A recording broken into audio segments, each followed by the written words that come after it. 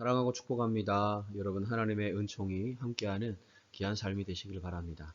자, 오늘은 목장 예배 제25가 예수 그리스도의 등장이라는 제목으로 함께 말씀을 그리고 은혜를 함께 나누도록 하겠습니다. 오늘 성경 본문은 마태복음 3장 13절에서 17절 말씀인데 제가 읽겠습니다.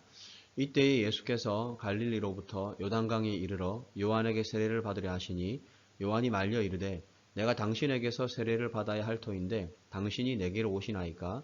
예수께서 대답하여 이르시되 이제 허락하라. 우리가 이와 같이 하여 모든 의를 이루는 것이 합당하니라 하시니 이에 요한이 허락하는지라. 예수께서 세례를 받으시고 곧 물에서 올라오실새 하늘이 열리고 하나님의 성령이 비둘기같이 내려 자기 위에 임하심을 보시더니 하늘로부터 소리가 있어 말씀하시되 이는 내 사랑하는 아들이요 내 기뻐하는 자라 하시니라. 아멘. 이스라엘에는 주요한 세 개의 길이 있는데 해변길, 족장의 길, 왕의 대로 이렇게 세 개의 길이 있습니다. 왕의 대로는 고대 근동의 왕들이 이용하던 길인데 비가 오는 우기인 12월과 2월 사이에 비가 오면 이곳에 건조했던 땅이 이렇게 유실되곤 한 그런 일들이 일어났습니다. 그러면 신하들은 왕의 길을 예비하기 위해서 골짜기는 돋우고 언덕은 낮추어 평지로 만들었습니다. 왕이 가기 쉽게. 예수님은 하나님의 나라를 성취하기 위해 우리의 왕으로 이 땅에 오셨습니다. 그리고 왕의 길을 예비하는 사람이 있었는데 그가 바로 세례 요한입니다. 세례 요한은 회개와 제사함의 세례를 행하며 사람들이 왕을 맞을 준비를 하게 한 사람이 바로 세례 요한이었습니다. 예수님은 누구에게 세례를 받으셨습니까? 요한에게 세례를 받았죠. 세례 요한에게. 회개하라 천국이 가까웠느니라. 세례 요한이 항상 했던 말이었죠. 세례 요한은 회개와 세례를 통해서 만왕의 왕으로 오실 예수님의 그 길을 예비하는 역할을 담당하였습니다. 세례 요한의 세례는 죄 씻음의 세례였습니다. 그러므로 예수님은 죄가 없으신 분이었기 때문에 세례를 받으실 필요가 없었어요. 그럼에도 불구하고 예수님이 세례를 받으신 것은 구원받게 할 자신의 백성과 자신을 동일시함으로 백성의 죄를 대신 지시기 위함이었습니다. 세례의 의미가 무엇입니까? 세례는 물에 잠겨서 옛사람은 죽고 새롭게 태어남을 의미하는 거예요. 우리 장로교 측은 이제 간단하게 머리 위에 물을 성수를 이제 하고 안수를 하는 것으로 세례를 줍니다. 그럼 침례교 같은 경우에는 물 속에 빠뜨리죠. 어떻게 보면 참 그것도 괜찮은 것 같아요. 세례는 물에 잠겨서 우리 옛사람은 완전히 죽고 우리가 예수님 안에서 새롭게 태어나는 것을 의미합니다. 우리가 예수님과 함께 죽을 때 우리는 새로운 생명을, 주님이 주시는 생명을 얻게 되는 것입니다. 2번, 예수님은 세례 베풀기를 머뭇거리는 요한에게 무엇이라고 말씀하셨습니까? 아니, 세례 요한을 알아본 거죠. 예수님이 메시아인 것을, 그리스도인 것을 압니다. 그러므로 내가 어떻게 당신에게 세례를 베풀 수 있겠습니까? 내가 당신에게 세례를 받아야 할 터인데 당신이 어떻게 나에게 세례를 받습니까? 라고 했을 때 예수님이 이런 말씀하셨죠. 모든 의를 이루는 것이 합당하니라 라는 말씀을 하셨습니다. 앞서 말한 대로 예수님이 세례를 받으신 이유는 백성과 동일시함으로 죄를 대신 지기 위함이었습니다. 우리가 똑같이 되시고 우리와 같은 인간으로 하나님의 아들이시지만 우리와 같이 똑같이 인간이 되심으로 우리의 죄를 대신 지기 위함이었습니다. 세례 요한은 제사장 사가랴의 아들로 구약의 마지막 제사장의 역할을 담당했습니다. 성경에 그런 말씀이 있죠. 피 흘림이 없으면 제사함이 없습니다. 구약의 속죄 제물의 필수 요소가 흠없는 것이었습니다. 죄 없으신 예수님이 인류의 죄를 해결하기 위해 십자가에서 죽으신 거잖아요. 세례 요한에게 말씀하신 모든 의를 이루는 것이 바로 예수님의 대속 사역을 의미하는 것입니다. 아무 흠이 없기 위해서 또 세례까지 받으신 거예요. 이게 바로 예수님의 우리를 위해 죽으신 대속 사역을 의미합니다. 예수님이 세례를 받으셨을 때 하늘에서 무슨 소리가 들렸습니까? 이는 내 사랑하는 아들이요 내 기뻐하는 자라라는 말씀이 들렸죠. 세례 요한은 메시아가 자신에게 세례를 받으실 때 성령이 임하는 것을 보리라는 계시를 받았는데 실제로 예수님이 요단강에서 세례를 받으셨을 때 성령이 비둘기같이 예수님 위에 임하였고요. 그리고 하늘에서 이는 내 사랑하는 아들이고 내 기뻐하는 자라라는 하나님의 음성, 성부 하나님의 음성이 들렸습니다. 이 일로 요한은 예수 그리스도가 메시아이심을 확신하고 사람들에게 더욱 선포하게 되었습니다.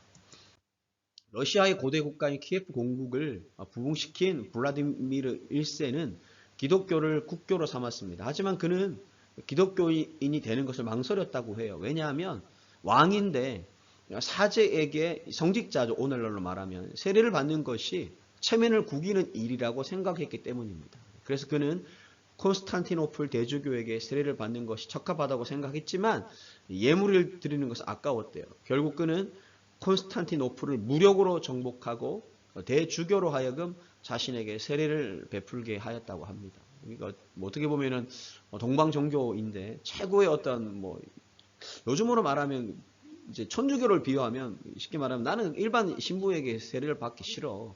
왕인데. 그래서 어떻게 합니까? 천주교의 가장 높은 사람이 교황이라고 해야 될까요? 그런 사람을 그냥 무력으로 정복해서 세례를 받은 거예요. 그런 의미인 거죠.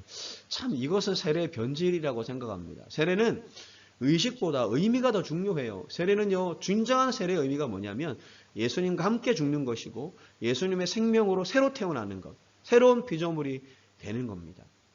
여러분, 세례에는 두 가지가 있죠. 물세례, 성령세례 있습니다. 물세례는 성령세례를 이제 확증해주는 그런 의미인 것.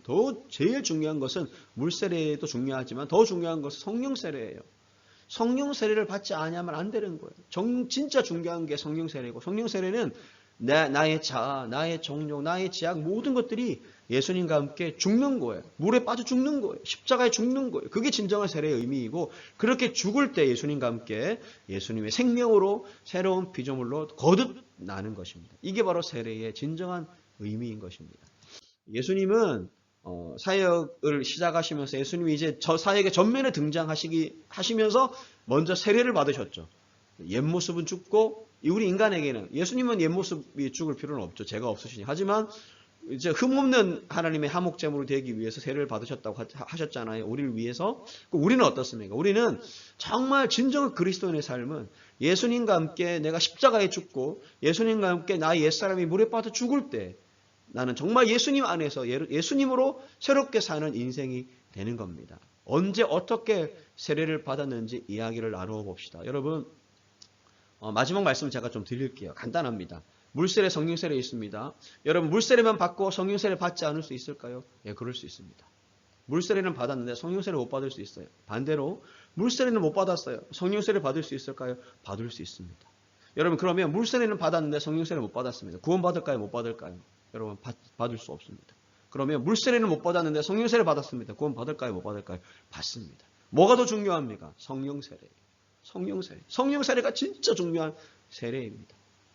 여러분, 예수님 십자가 달려 죽으셨을 때 한편 강도는 그 평생 동안 죄를 짓고 살았지만 죽는 그 순간에 예수님, 당신의 나라에 임하실 때 나를 기억하소서. 예수님 마지막으로 예수님 인정했잖아요. 하나님의 아들로. 그러니까 그는 그 순간 생명세례를 받은 거예요. 그래서 예수님 뭐라고 말씀하셨어요? 오늘 네가 나와 함께 낙원에 있으리라. 구원을 약속하신 거잖아요.